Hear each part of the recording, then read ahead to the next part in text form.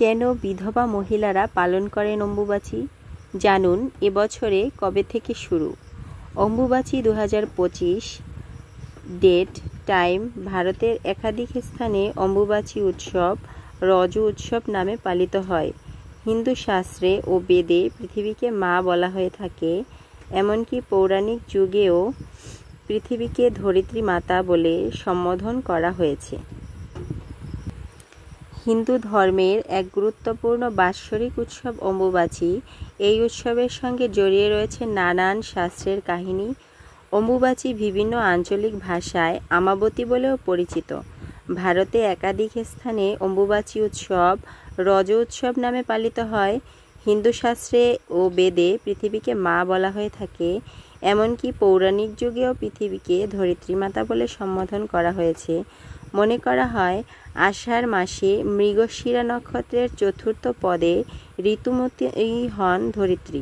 পূর্ণবয়স্কা ঋতুমতী নারীরাই কেবল সন্তান ধারণে সক্ষম হন।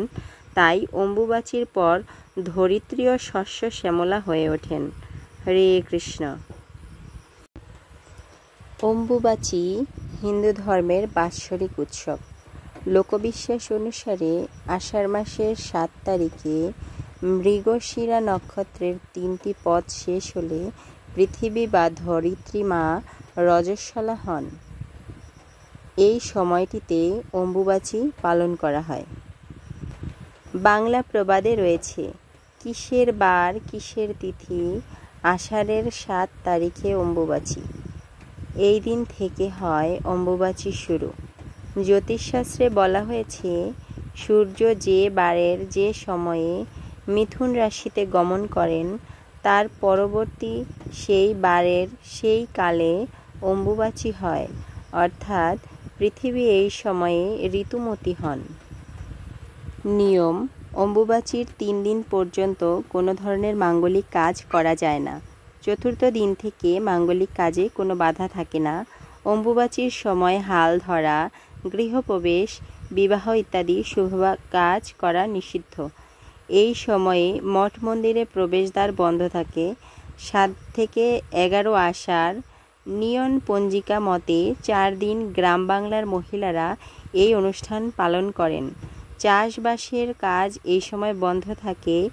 এই অনুষ্ঠান উপলক্ষে পিঠা পায়েস বানানোর রীতি আছে।